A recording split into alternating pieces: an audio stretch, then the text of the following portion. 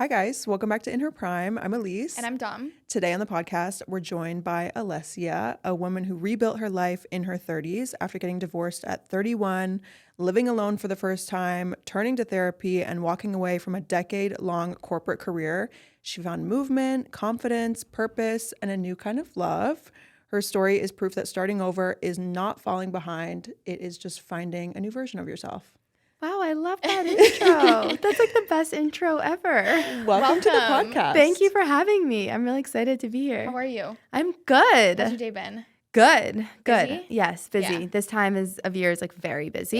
Yeah. And it's been nonstop busy since the beginning of September. But I'm feeling good. I'm just like, okay, let's like put our heads down. Like my fiance and I are like, let's put our heads down till the holidays and then we'll like rest. Yeah. Yeah. I think people also like black out. Like as soon as November started, I was like, I feel like the year's done. Yeah. Like, it's just like November Yeah. and December like mesh into one. And Yeah. then December, the last 2 weeks are like non-existent because you've got holidays and New Year's and you're just, I don't know, this time of year is a lot, especially for work too. Yes. Like Q4 for a lot It's of. a big crunch time for sure. It is. But it's like good to be busy. Yeah. No, It's good to be busy. Yeah. We start off every episode with Peak and Pit. Okay. So the way that I don't know, something super good that's been going on in your life. So it can be something as you saw a friend or you reconnected with a friend or you made a really good purchase. And then something that you've been struggling with can be super serious or just very like, I lost something that I love. Okay. I can start. Or actually, no, you start. I can start, yeah. Yeah, you start. Yeah, mine's pretty actually clear in my mind. This week so I'll start with I don't know, they're almost like my pit and my peak they're intertwined. But tomorrow would have been my mom's birthday. My mom would have been 62. I lost my mom when I was 20 years old. And so it's been a while. And so obviously that's like, it is a pit, but like at this point being 14 years out from having lost her, it's like, I actually love the dates that are like important, like for example, her birthday, because I think about her and it makes me feel like connected to her. And then bringing me to my peak, she used to love Jo Malone. She would always gift like perfumes or candles at Christmas time. And yesterday I went to a Jo Malone dinner, was invited to one. And so it was just so crazy because it was the same week as what would have been my mom's birthday. And she was like, loved Jo Malone so much. So my peak was the event and my pit is my mom's birthday, but also they're so intertwined, you know? Honestly, that's like meant to be. Yeah. I think it's like the universe giving me a little bit of like a nudge. It was nice. Yeah. I actually saw something. I was watching a TikTok maybe last night, and it was saying how like no matter how much time passes, like after somebody passes away, that there is like little things that throughout your life that like really reminds you of them. And scent is like such a major thing where a lot of people hold on to like perfumes and colognes because like that smell is the memory of that person. I had that experience so strong once. I had a party and my friend went into my room and bathroom and came out. And when I saw her, I was like, "What? Where's my mom?" And I had this like visceral reaction and I was like, well, what's going on? And she was like, I just put on some perfume from your bathroom. And I was like, that's the perfume that I've had since my mom passed that like my mom would wear all the time. And I literally viscerally like felt her, which was so crazy. Like scent really does like bring you back. Actually, it's funny that you say that because my mom's perfume is also Jo Malone. Oh, yeah? Yeah, oh, it's no the English Pear. Oh, that's a nice one. Yeah, she loves Jo Malone too. Oh, it's that's like so it's nice. like a mom thing. It is a mom thing. Yeah, my mom would gift everyone it and like hope that someone would gift it to her too. Yeah, that's cute. Yeah. What's your peak and pit? Peak, I am very excited. I'm going back to Miami for the 5th time this year. Nice. I'm going with like a few friends. We're going for Art Basel, which is super exciting. And I'm going for, I think, 9 days. So I'm like really That's a long excited. time. Yeah. That's nice. Yeah. The event that we're going for is a Thursday to Monday. So I'm flying in on a Wednesday and then flying home on a Thursday just to give myself a little bit of buffer. But I honestly just like really need to escape the cold. Yeah, I hear you. I hate Canadian winters. I was literally mentioning it today right before you walked in. It was 4:15 and I'm like, it's dark. No, like, it was. My office was dark. Might as well I be had to, midnight. Yeah, and I was like, I just hate it, and I find like I just struggle so much with the time change and it getting so dark out. So I was like, I just need sun. I just need like a nice UV7. Like I need 30 degrees. Like I just need to feel warmth. So that's something I'm really excited about. And honestly, pit, like I think for the first time in a really long time, I have no pit. And good things are happening. Yeah, majority of every time we film, I'm like, well, You're like crashing out. Like let's just sit down. For a while, I think my pit I went through like a 4-year breakup. Early on, so I think for like 3 months, it was just like pit. But I don't know, life's good. I can't complain. So I think it was like learning to be on your own again. Yeah. What an opportunity that is. So yeah, couldn't hear you more. I definitely went through that. And a big part of my healing was I actually lived in and out of Miami for every winter for 5 years I would go. So at the end of that relationship I went, and then like, since I've been on my own. Miami so much. Me too. If it wasn't so expensive. Yeah. And I work remote, so I can go, but just even the price. It's just like the conversion. Yeah. Like with what I make here, it's not livable. Yeah, to be sure. in Miami and to afford rent. Yeah. Like but to go in like 2 weeks increments, it's like fine. Yeah, but I also think like the things like sometimes I would spend less money in Miami even than here because the things that I would do would be like during the day, go to the beach free. That's like literally all I want to do. Yeah. Just go to the beach and like work out. Yeah. And just work. Yeah. That's and all then I want. exactly. And then sure I would go out, but like I would go out here too. Yeah. So sometimes it'd be like, wait a second, because here it feels like my hobbies are expensive. Yeah. Yeah. Like I'm gonna go shopping or I'm gonna go do this thing. And you also know subconsciously that you are on a little bit of like a budget. Yeah. Like you know that you're like, okay, everything is so much more expensive here because of the US conversion. That you're like, okay, like maybe I don't need to now spend all this extra money that you do here. Yeah, it's like I go to the beach, I walk. Like I'm justifying it. It's true. Yeah, I'll only help thing you is- justify it all day. It would just be finding a place to stay long term. Yeah. Or like That even for, like, broke a the few bank. months. Yeah, I did a short-term rental for 3 months, and it was like. So I was gonna say, were you doing Airbnb or a rental? I did actually. I booked the one I'm thinking about, which was like kind of my biggest, longest, most meaty stint was on Airbnb. Okay. And I was just like, you know what, fuck it. I was like, I actually, when I booked it, I was single. By the time I went, I was with my now partner. Hey. Yeah. Okay. But I was like, I'm going. Yeah. So because we met in October. This. Yeah. And then I went January to March. And I was like, I'm going. So if you want to come, great. Like, I don't even think I said that. I was just like, I'm going. And he was like, well, I'd love to come visit you. And I was like, okay, great. Perfect. Yeah. I'll see you in Miami then. Yeah. But I'm not letting you stop me from going. Do you go yearly now? Yeah. Okay. So like this year we'll go for a month.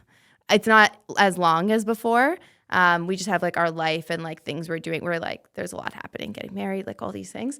But yes, we'll still go for a little bit. Do you have a place there now? My family has a place in Fort Lauderdale. So when I go for shorter stints, we'll stay there. Okay.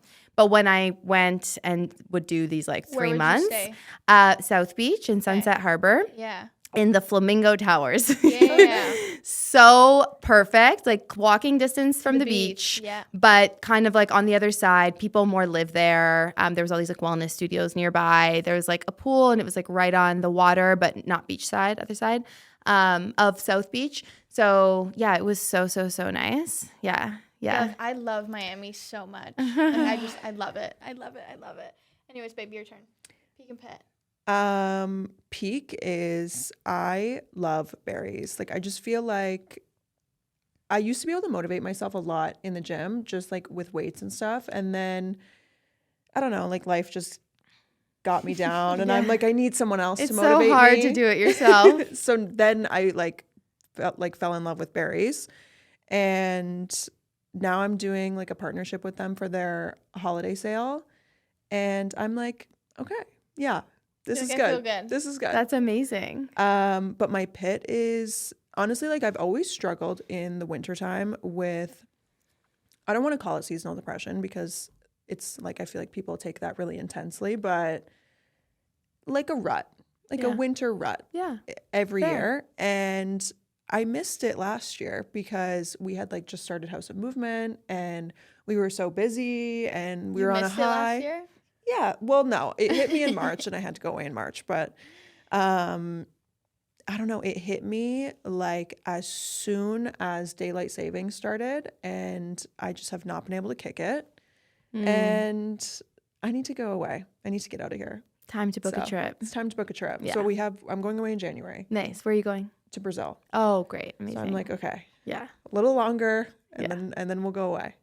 Yeah. But we're getting there. Winter's tough. Yeah. It's tough. Yeah, it's a lot. I find it that you need to like break it up. Like you need Yes. to, I don't know, book a trip or go down south or like Miami or anywhere, because it's just, I don't know, it's really long here and it's challenging. Yeah. Is there something that you do like here during the winter to, I guess, like get yourself out of a rut? Like what's your, Yeah. like for me, it's hot classes. I need the heat. Yeah.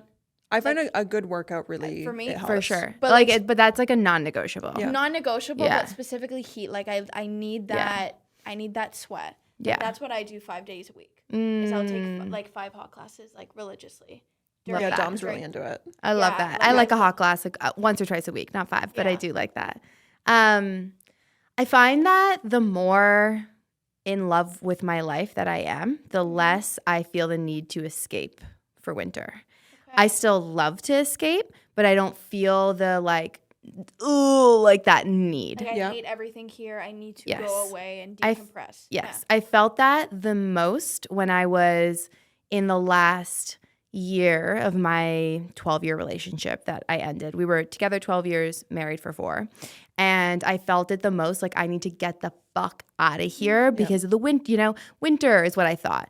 Thinking back on it, I was really feeling so stuck in my life, in my relationship, and I was gasping to get out of that, and I mistook that for the location. Now, the happier I am, yes, I want to go on a trip. Like, obviously, why wouldn't I want to go on a trip? But I don't gasp for it. Like, I love my life. I love my partner, my home, like everything. So I feel like I choose to go away because it's fun and because, like, why not if we can? But I don't feel that desperate need. Mm-hmm. It's so funny that you say that. I took a trip in March. Remember when I went to Miami for like 2.5 Yeah. weeks? I went to Miami for 2.5 weeks Like and fell off the face of the earth. fell too. off the face of the earth. And I remember my thought process was like, oh, I need to get out of here. And that was like the pivotal moment when like I ended my relationship. And I was like, oh, I need to get out of here. And then when I came home, I was like, no, like I just actually needed to break up. Like I needed to end that. Sometimes we're not sure. Like sometimes we No, feel this yeah. feeling of like ickiness, Yeah. but we're not really sure what it is. And I remember when I was ending that relationship, I felt the ickiness, and I obviously it was such a permanent decision to end this marriage and this long-term relationship. So I was like, let me try and address everything else that could be Yeah. wrong. So is it like, is it the location? Is it my work? Is it my whatever? Like all those things. And then by the end, I was like, nope, none of those things. It's the relationship. Yeah. That's When how did I felt. you start dating this person? Because if you In were with- university. yeah, a Yeah. long time. 'Cause Yeah. if it was 12 years, Yeah, we of met in dating- school. Yeah. Okay. So we met I went to McGill. He was from Montreal, and we met at school. And then he moved to Toronto like after school. And we moved in together after a few years. Then we got engaged, got married. I got married at 28. Yeah. Okay. And then I was divorced, or we ended our relationship at 31. The process of getting a divorce takes some time, but like I just say like 31 was when we like ended our relationship. So that was when we Right. got divorced. Yeah. And he was like lovely. Like I literally don't even have bad things to say about him now. And I mean, I ended the relationship, so maybe he has bad things to say about me about that. But in general, we were speaking positively about each other. But it just wasn't a fit anymore. It was like we met when we were So young. so young. And what you look for in a man and a partner is a completely different thing at 20 versus 30 or 35 or 40. Like I just thought he was like good looking, smart, like, had a great like career path in front of him, and just like was attracted to, like, you know what I mean? Fun. We had a lot of fun together, and we were like best friends. Like we got along really well. Now what I look for in a partner is just like night and day. Like someone loving, kind, compassionate, emotionally mature, like does a lot, like pushes me, is curious, is ambitious, is like all these like long list of like deep things I didn't even think about when I was 20. I just was like partying and going out and just like, oh, that guy's cute, you know what I mean? And then we just kind of settled into life. So I evolved a lot over that period, especially in my late 20s. I reached a point where I was like I don't love my job. I just started to question everything. Have you guys heard of your Saturn return? No, Do you know never. what that is? It's like an astrological thing that like in your late 20s, it happens to everyone, and each person's Saturn return is like a different time period. So it could be for like 27 to 29 or 28 to 30. But it's like a period in your life where you are no longer just doing everything because you've just been doing it, and you start to question everything and actually like course correct your life. So it was in my Saturn return where I started to be like, do I love my job? No. Do I love my partner? Like, yes, but like, do I actually want to be with him? No. Like, do I, like all the questions, where do I want to live? Who do I want to be? Like all that started to come up in my Saturn return. Look it up. It's like very interesting. Okay. Yeah. How old are you guys? Or how old are Just you? turned 25. So maybe yours, like given where you're at and with your previous relationship ending, like yours might be a bit early, or maybe another one, like maybe this is early and like it'll actually come in a couple years.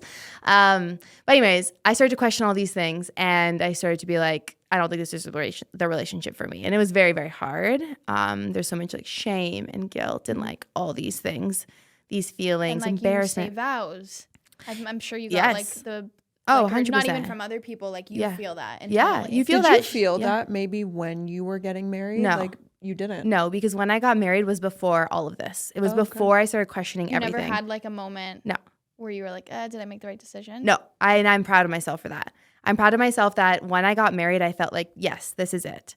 It was in the years after that, so like 29, 30 into 31, was when I started to question my like everything in a healthy way of like, I want to create the life that feels really good for me. I don't want to just be in my life because I've been doing it and just keep doing the same thing. Like autopilot. Yeah, I was in autopilot for a long time. I lost my mom when I was 20, and I feel like I just came out of that and put my head down and like finished school, got my first job, got my second job. My ex and I, we bought a condo, and then we got engaged, and then we got married, and then we bought a house. Like we were just doing the things you're supposed to do.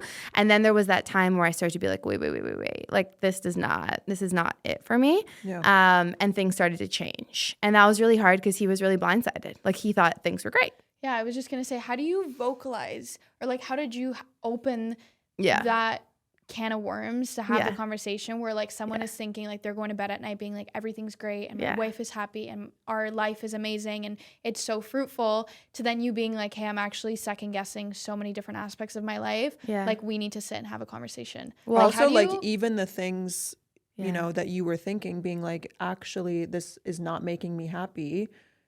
I feel like as somebody who has like committed so much time, and like maybe the guilt that would subconsciously come with like ending a relationship like this, did you feel like, like, can this stuff be fixed? Like, can we work on this stuff? Or is it stuff that just, you know, it's just a feeling I have? No, I was like trying to work on it for a year, basically, before a year from when I first started to feel these feelings to when I officially was like, okay, no.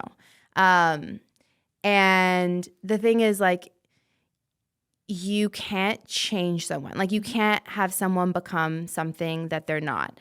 They can evolve and they can grow, but if fundamentally there is a difference, it's not going to work.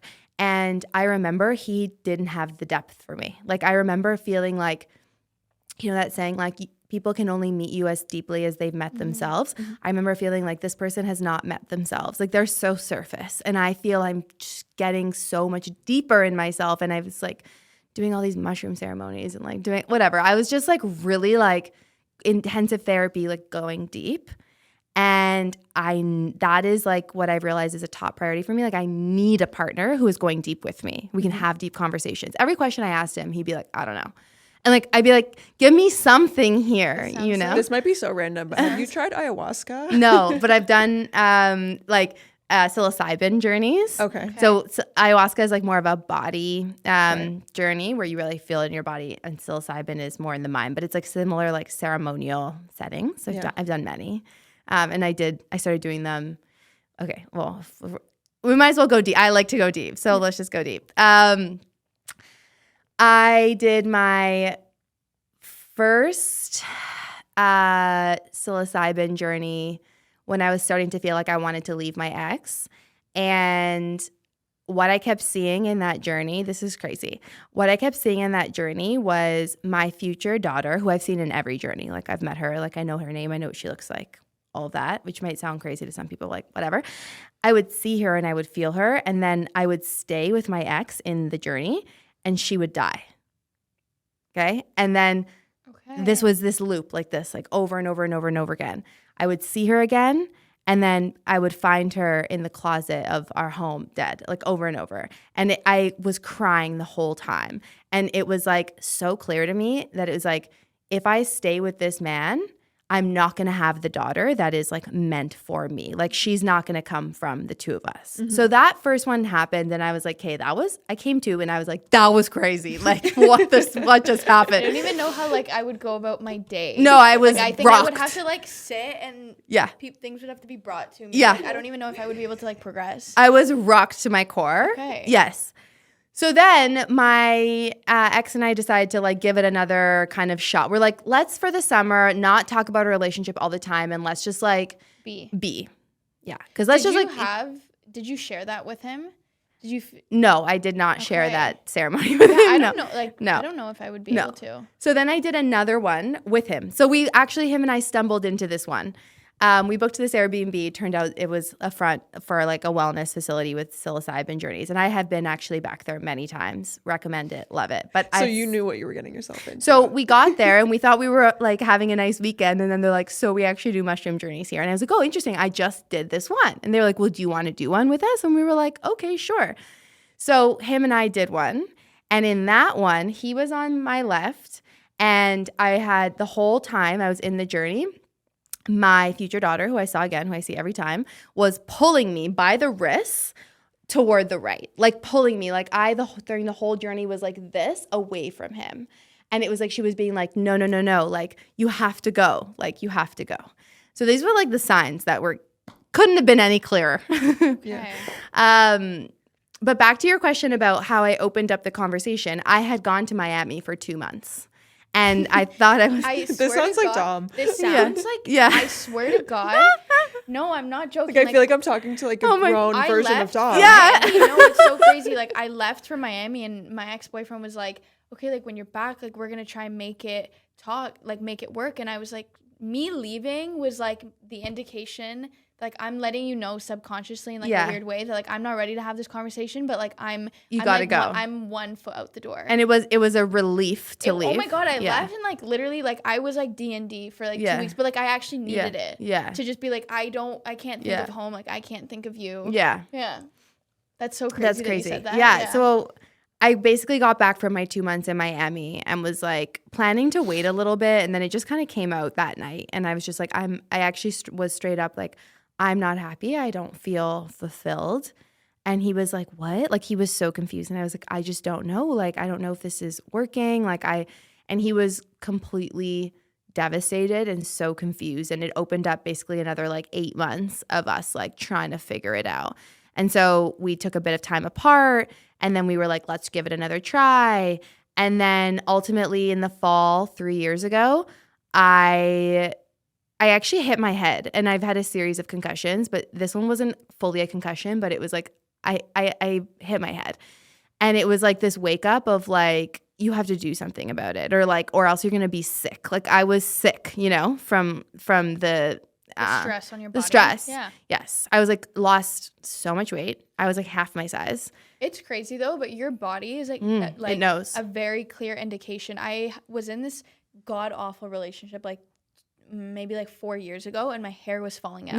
Yeah. And like I have very thick, like I literally had like chunks of my hair that were falling out, and I had to like go and get steroids, and I was like, I'm 130 pounds, and I was like 103. Wow. Like, and I was like, oh my God, something's wrong. And I was like, I literally stopped talking your to that body person, tells and like you. your whole body just comes back to like the way it was before. I had the same thing when I was leaving my finance job. I was so stressed, like my skin was a mess. I've shared a bunch of content about this, but I had like cystic acne, which like if you're looking at my skin now, like I have great skin. Where? Yeah. I never had a pimple like my whole life. I had cystic acne. My hair was falling out. I was like no energy. I lost a lot of weight at that time too. And yes, so your body 100% knows before your mind does. And sometimes it takes time for your mind to rationalize, to catch up. And also, sometimes your mind knows, but it's not ready.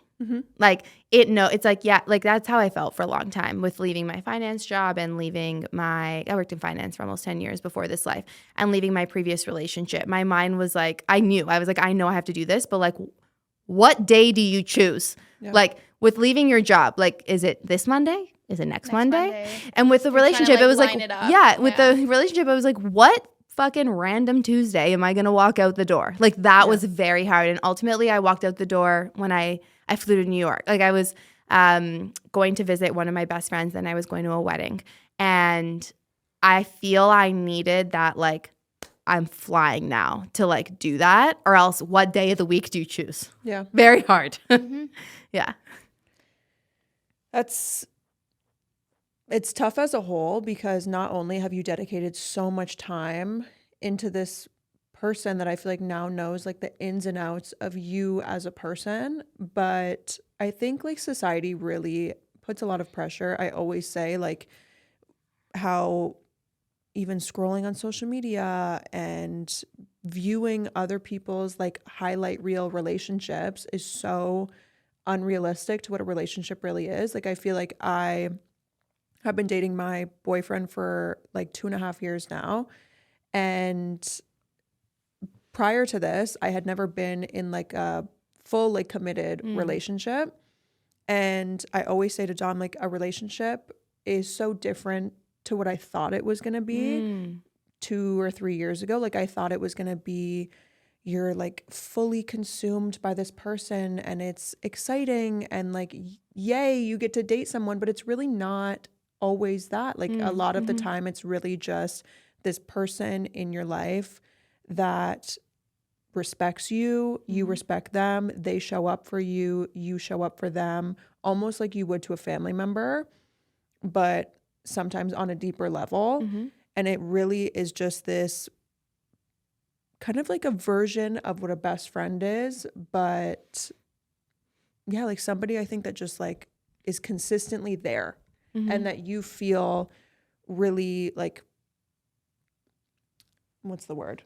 Like I know what you're trying to say. I just can't think of the word off the top of my head. You feel really supported like by this person in all ways. And like even for my boyfriend, like a large part of House and Movement is him, like behind the scenes, like our website and filming our videos and everything. And like that's the way that he consistently is able to show up for me. And that doesn't mean that it's like fireworks and exciting all the time and it's like amazing. Like relationships are still hard and they still have like require a lot of work. But yeah, it was very different than what like, you know, 19-year-old me was expecting. Well, I think there's like this romanticized, fantasized version that we think about when we're younger. And we think about the dates and the flowers and the trips and the like, you know, the being treated and all that. And like there is an element of that, but then like real life happens. And like the older you get, like I'm 34, it's even crazy because I feel like 28. Actually, my favorite age is 32. So I'm just like forever going to be like 32. Yeah. But the older I get, the more that I realize that like life happens, and having a partner that who you adore, who is your best friend and partner, but is also a lover, who balances both of those things, and who can support you and you can support them through all the ups and downs of life, and that you are truly building a life together. I find a lot of people who meet young and then get married and, you know, have kids or do the whole thing. They are still, because you met at a young age, you're like still in those patterns. You're just being together. But are you building a life together, a committed, responsible, respectful, supportive life together? That's a question I love to like ask like people in their 20s. It's like when shit starts to get real, like you actually need someone who can like you can totally rely on. Like I think about now with my fiance, we got engaged in September. Congrats. Thank you. Thank you. He's just like the best. Like we have the most amazing relationship. That doesn't mean we don't have like things that happen. We have stuff to work through all the time. For us, it's a lot of like communication. We're both very independent people and we're both very powerful people, actually. So like imagine you've had 30 something years solo, you're very independent. You've had relationships like we both have, but like we both build our lives separately, and then you're trying to come together. Like there's stuff that comes up, you know? So even in my really great relationship, like shit happens. But I think about if we have kids, when we have kids, God forbid, hopefully we do. If something were to happen to me, would I trust him to raise our children? Like that is like actually what you need to think about. And with him, 100% yes. Anyone else I dated or was with in the past? No. I've seen actually a lot of videos online where people will talk about like traumatic experiences that they go through. Losing a child during birth, or like a family member, like someone passes away, or you have like a horrible injury and it is now like debilitating on your life.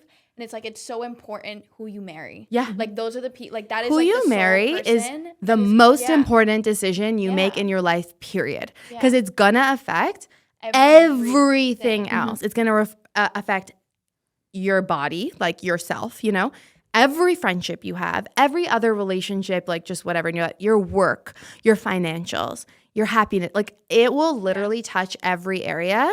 And sometimes I'm like, oh, I talk about like relationships too much, or I talk like on social, I'm like, oh, I talk about my divorce too much. No, like, but it's such a big part of your life. but like it's everything, because if you fuck up that decision, like truly, you're fucking up your life. And that's, I don't mean to scare people, because you can always course correct like I did. I didn't make my best decision. I did make a mistake and we went back and fixed it. Yeah, we fixed it. We made a change. And so you have to be brave enough to make that change if you do make a mistake. And like, it's okay to make mistakes. We all do it. I'm like putting my hand up, number one, like I did it. But you have to be brave enough to make the change if that happens. But yeah, like I will die on this hill. Like it's the number one most important decision that you make. Yeah, So no, like think it through, you know? It was this video of this lady who had broken up with her husband, and she said like her mom passed away, and she said that the care that she got from her husband was so god awful, like that she was like, I can't, like I would rather go through this alone, and just it was a horrible just process for her. Yeah. And then she went on to I can explain imagine. that like the person that you marry is going to be there through the highs and the lows, and Yeah. obviously it's a given, but like you don't think about like, oh, when my parents pass away, like is this man going to show up for me the way that I need him to? 100%. And like you don't think about it in the moment. No. When you start dating and when like, but these are like really, I think, difficult conversations that you have to be having. And with my fiance, like my answer is easy yes to all those questions. I'm just like, oh. So what was 100%. like the given that this was the person that you were going to be with? Like obviously you've stated that like you want someone deep. Yeah. And you want someone that can have challenging conversations and is curious and wants more than just like surface level. But what was there like a moment you guys had, or was it a conversation? Was it something that he said that you were like, oh, this is someone that I want to share life with? Well, it was all of what you said, for sure. And then it was also a lot of him being really open to life. I'm very open to life too. I'm very open and down for the adventure. So he's like, we're both like, should we do this? Yes, fuck it, let's do it. Like we lived up north this summer. We were like, let's pack up, let's move, let's go. Like we're both very open to life.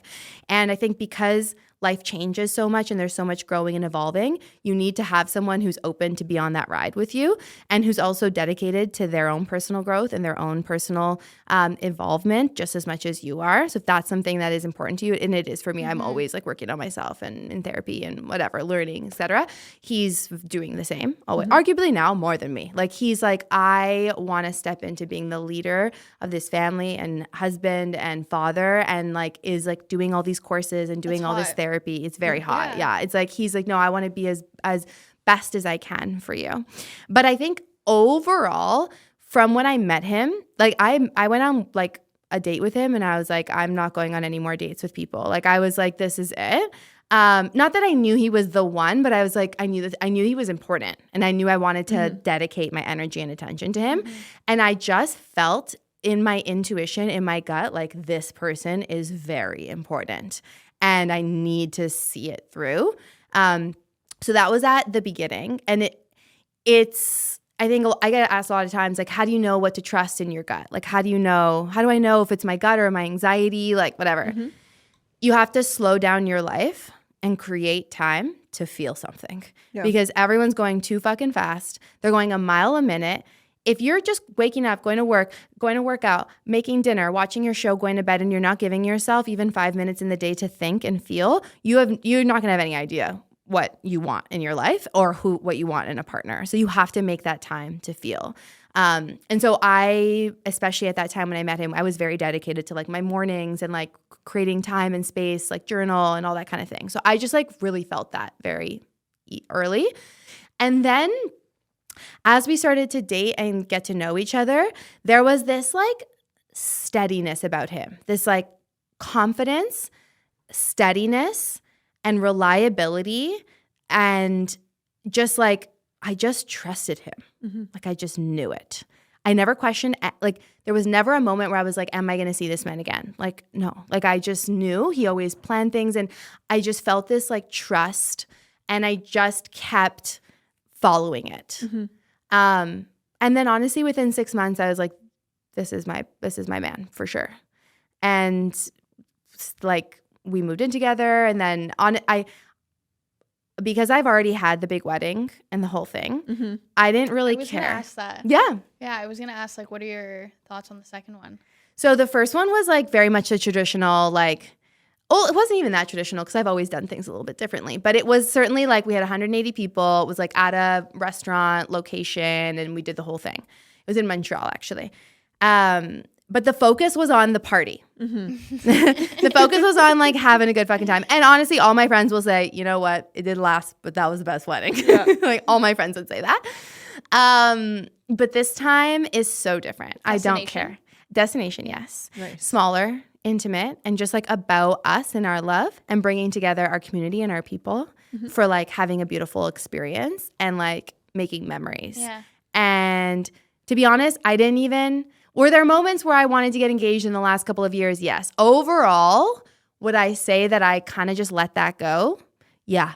Like this summer, I didn't even think about it. I was like, I don't care. I don't care about a ring. I don't care about a wedding. I don't care about anything. Like, I just want to be with you. I just want to be with you.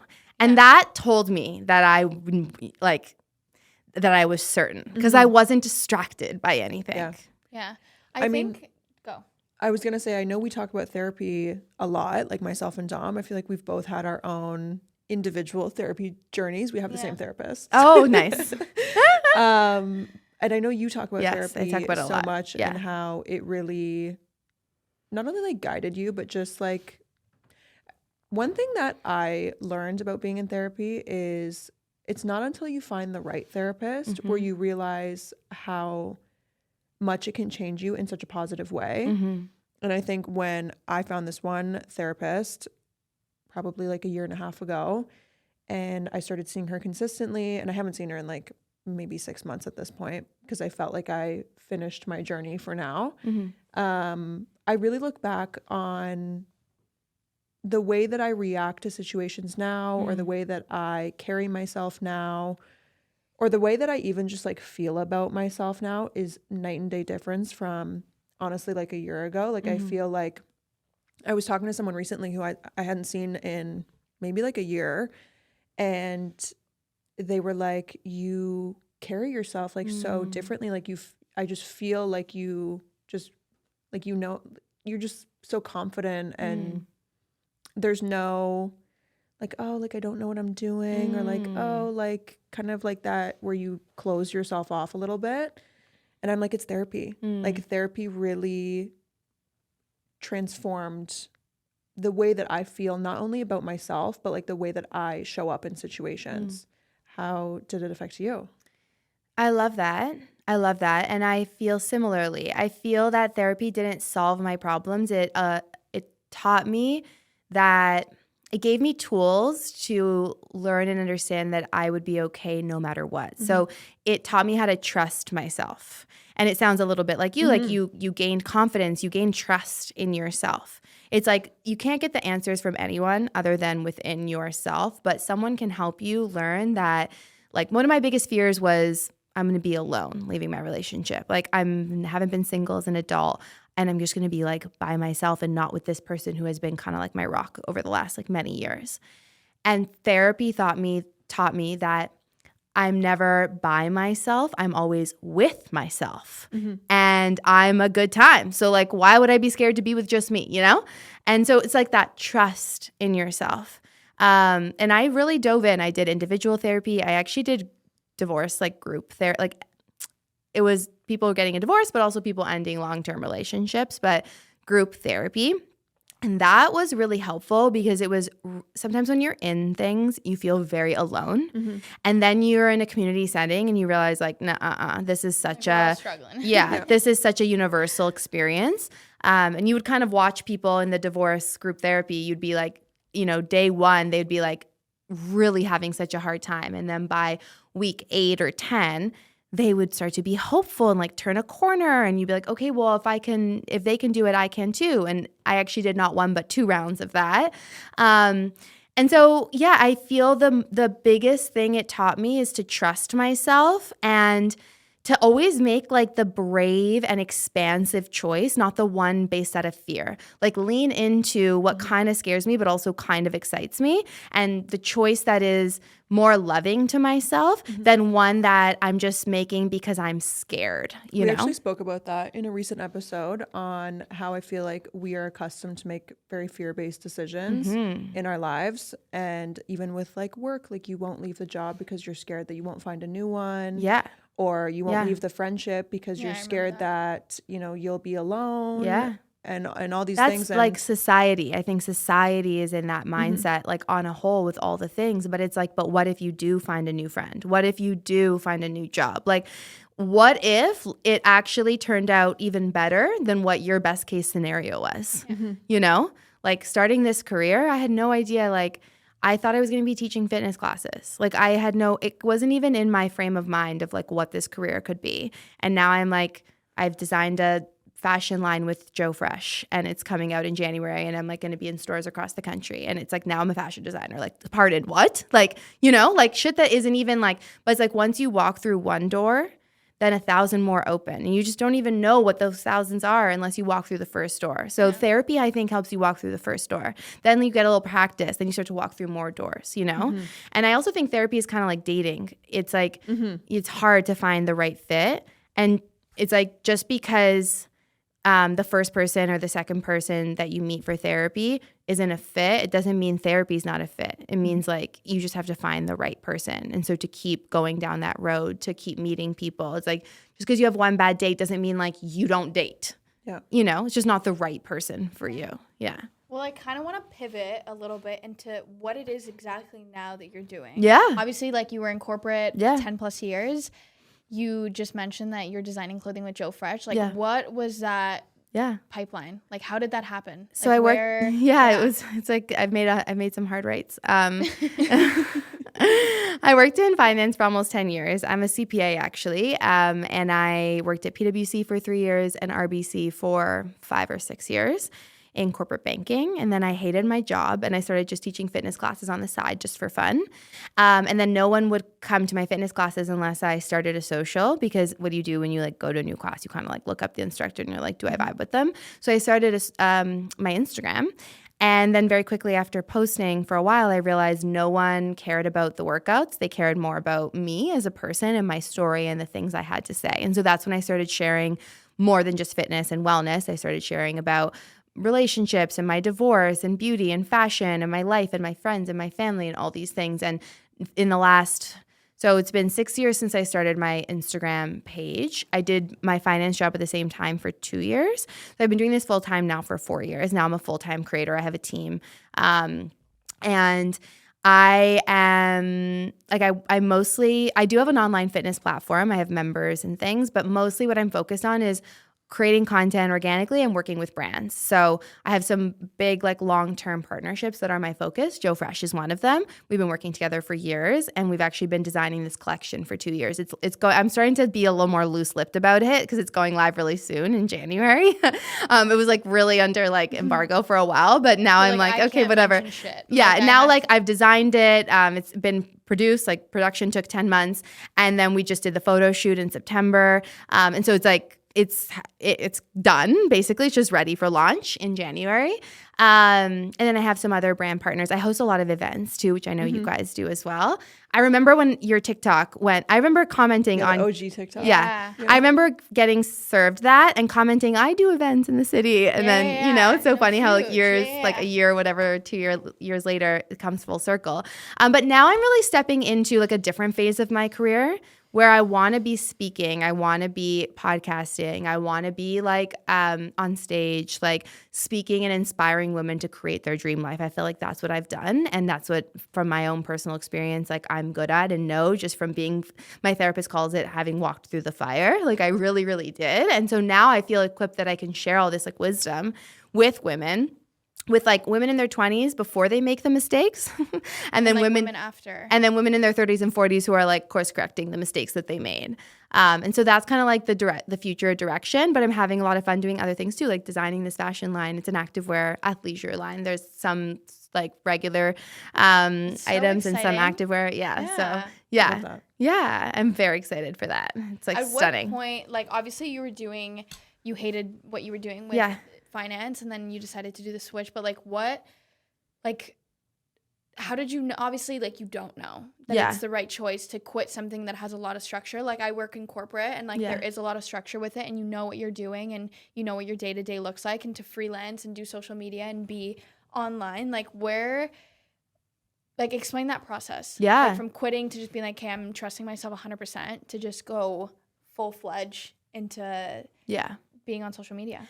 Well, where I would start is being just so unhappy in my job and coming home way too many times from work crying. Like I was just, my job was really stressful. And then I had a boss that was like extra, just like he was just ick.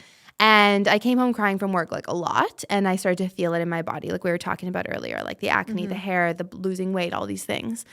And then I was like, what could I do? I don't know what I want to do with my life, but what could I do in the meantime that brings me joy and that gives me energy? I talk about this a lot. When you're trying to figure out what to do next, it's like, what gives you energy versus what depletes it? So for me, I would teach fitness after my full days at the office, but I didn't feel drained, even though I would have been working for 14 or 15 hours, because teaching fitness then gave me energy. Honestly, now kind of starts to deplete me a little bit, but that I've evolved. It's been 6 years. That's fine, you know? Where were you teaching? I was teaching. My first teaching job was at L Fitness. Okay. It just closed. Okay. So they gave me my first shot, which was lovely. I had been going there. And so doing what gives you energy and like letting that guide you. And then I wanted to quit 1,000 times, but once I was already doing that, but I didn't have things set up on this side yet. And so setting things up is very important. Creating a business that can sustain you out after, you quit. So like, what is that? I was like creating my online fitness platform, like getting all of that stuff like going. And then making a budget and like a cash flow of like, on the personal side and on the business side, what do things look like for the next like 18 months? Because I come from the finance background. So like I put this all together and I was like, okay, well, based on my savings and based on how much money I could be bringing in off of subscriptions and all these things, like what could that look like? And then what I did, which was very important and I recommend to everyone, if you can, take an unpaid leave of absence before you fully quit. So I took this like 6-month sabbatical. I told my work I was stressed out. I didn't give them any context. I was just like, I'm very stressed. I need it was like almost like a mental health leave. Really what I did was dive fully into my business. And I said, by the end of these 6 months, if I don't have some momentum, then I'll go back to my job. But if I do, then I'm going to go all in.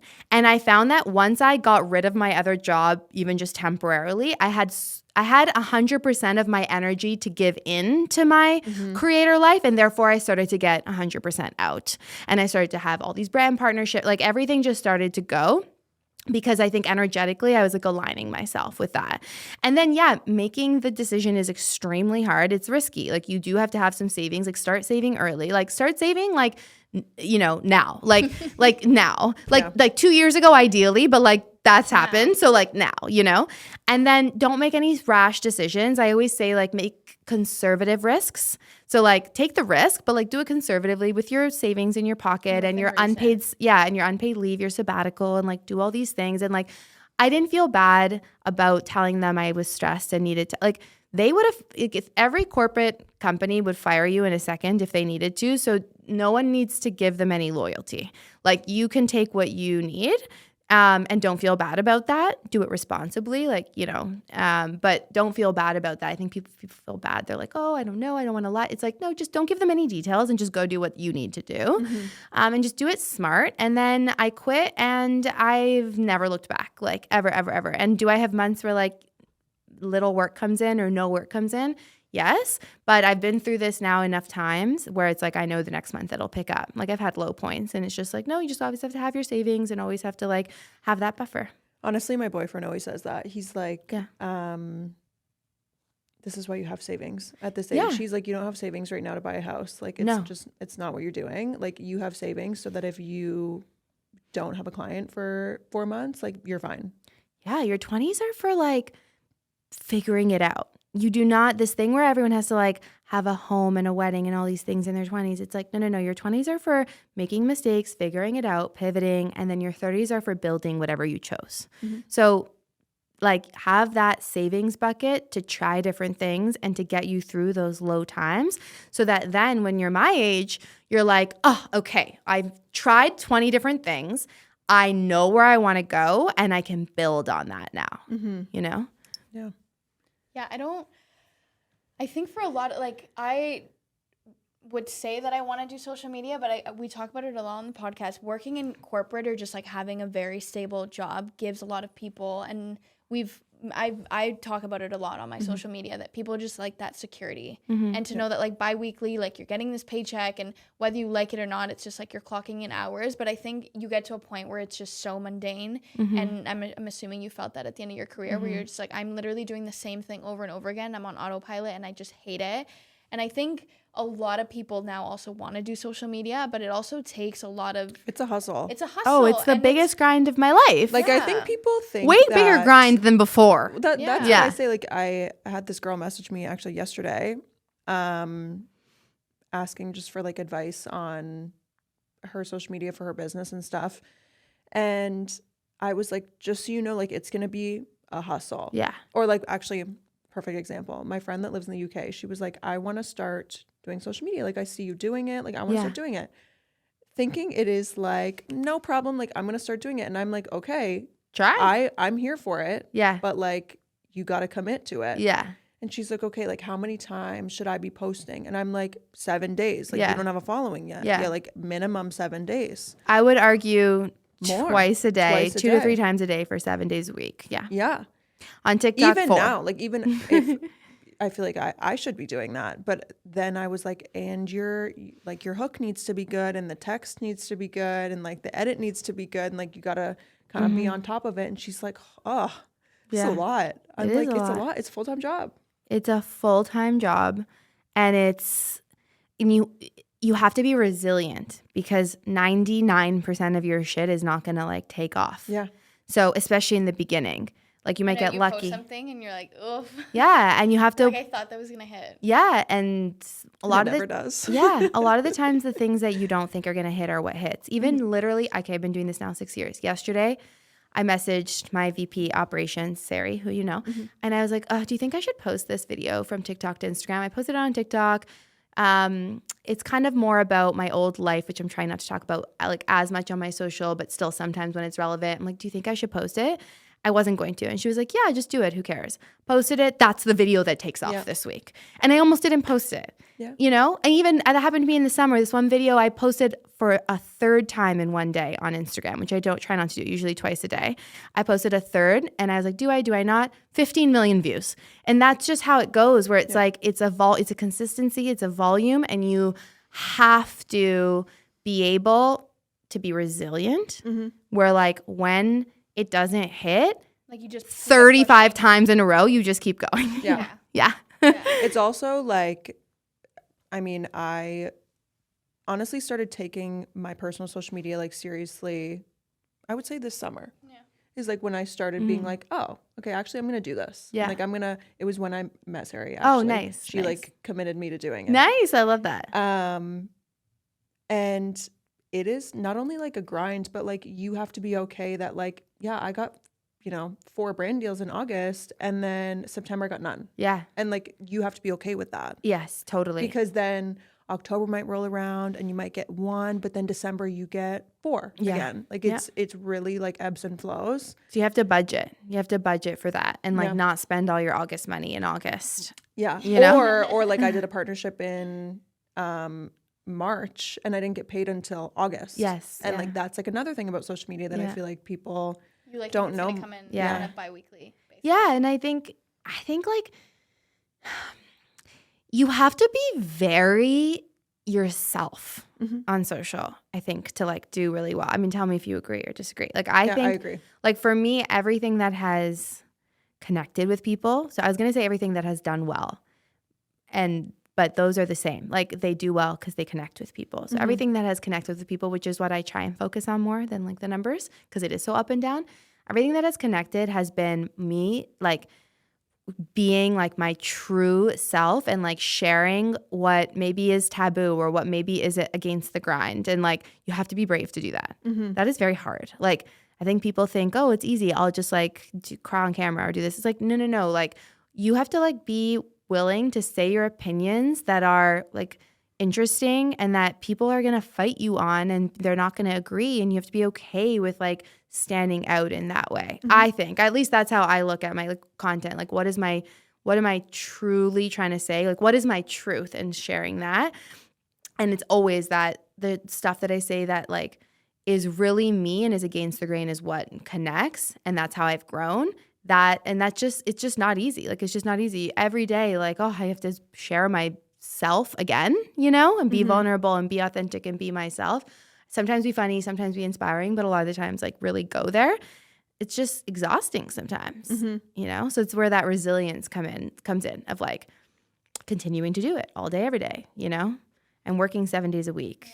Yeah. I guess like my last question before we move on to the Q&A is Yeah. obviously like when you started doing social media, it was about the workout, and then you'd mentioned like you Yeah. don't feel fulfilled doing that anymore. Like what's the long-term goal being like a content creator? Well, my long-term goal. Or a goal that you yeah. have Yeah. doing it, because I'm assuming it has changed like up and It down over has. the past couple years. What I want to be is a long-term sustainable personal brand. What that means is like a household name that has staying power. So like obviously this is like the most extreme example, but like Alex Earl, like everyone knows who Alex Earl is now, right? And she came from social and now she's like in a bigger place. Like I want to do that in my own way. And so I think to do that, I'm really leaning into like my gifts, which are not perfectly curated content on social. My gifts are my experiences, my life experiences, and how I share those, and the advice that I give, and the inspiration that I give women to like create their dream life. So that means speaking more. That means like actually sharing. So podcast, like speaking on stages, at events, like and like all kinds of events, even like professional events with like all these like CEOs. Like why like all women are facing these hurdles of being afraid at all stages of life. In your 20s, it's certain things. In your 30s, 40s, 50s, it's certain things, right? So it's like speaking to that based on my own personal experience. That's the direction. And it's hard because like I think a lot of people know me as like a fitness wellness girl, and I still do love that. The wellness and the fitness is still the core of everything. Like my workout every day and my time with myself and my walks and my therapy and my all of that is still the base of how I'm able to do everything, but it's just one part of me. I have all these other parts I want to share with the world now. Yeah. That's huge. Yeah. And I think you want, obviously, the audience that you curated when you were 28 years old or whenever you left your corporate job to now is completely different. So you want to like appeal to everyone too. Yeah. And it's like, yeah, I did the group workout and I do the wellness and I journal, but like I also have this amazing side of me that like I want to showcase. Yeah, And I think speaking totally. will allow you to do that. I think like the 30-second videos not limits It's too you, short. but it's too short to show like some more about yourself and deeper levels, which is something obviously that's like really close to you. Yeah. Or, like, that you're super passionate about. Yeah, and is what my gift is. Like I'm not like a 30-second baity, like get these points in. Like my gift is like I have like chatting, like long form. So like I don't have a long form format right now. Like, it just doesn't make sense. Like, Yeah. but we're working on it. Yeah. We're working on it. Sari's working hard on that, as am I. Yeah. We're going to do 2 rapid fire questions. I screenshotted some really good ones. Okay. Did you ever have to manage anxious attachment after your breakup, and any tips? I actually was gonna ask you this. That's a good question. But like in a different way. Did But- you have an anxious attachment style? I would say, in general, I don't. I actually, I could be a little avoidant. Okay. But I would say when I was in the peak of my healing, like newly single, I was anxious. So like if a guy, like I was like nervous if a guy didn't text me, like, like watching my phone, like, but I think it was where I was at, just so fresh in healing. Mm-hmm. As I've evolved, and then when I started dating my now fiance, completely none of that. No anxiety. But I think he helped me feel like his sureness and his confidence and his like I didn't doubt him at all, helped me really like not feel any of those Tone things. everything down. Tone everything down. And now I would say I'm more avoidant. Like, I need a break, but like if we're having a disagreement, like I'm like, I gotta go for 5 minutes. Like, I need some space, and then I can come back clearly. So I can tend to be more that That's way. how I think too. Yeah. Yeah. Sometimes I'm like, just need a moment. Yeah. I think sometimes it's good to take a moment to like recollect. Yes. You don't say something that you don't mean. Agreed. Because if I don't give myself that moment, I will tear you apart. Like, Yeah. if we're in an argument, like I can be really saucy. Like, I will say the meanest thing possible, and I don't want to show up that way. Yeah. Like, that's the truth. Like, I don't want to show up that way, but I can. Yeah. And I will if I need to. If I'm in some sort of situation that it needs to come out, I will. But I don't want to show up that way with my fiance. So I'm like, no, those 5 minutes important. Yeah. I agree. Tips to feel better about high student loans and spending a lot of money when you don't have a lot of savings. Oh my God, don't worry. Just don't worry about it. Like, don't be irresponsible, but don't worry about it so much. You have your whole life to make money. I would say, like, get, work, budget, do all the things, and then try to let go and understand that life is long and you'll have a long time to pay those student loans back. And as long as you're investing in the right things, which are yourself, your personal development, your experiences, travel, business, all those things, like, honestly, don't worry about it.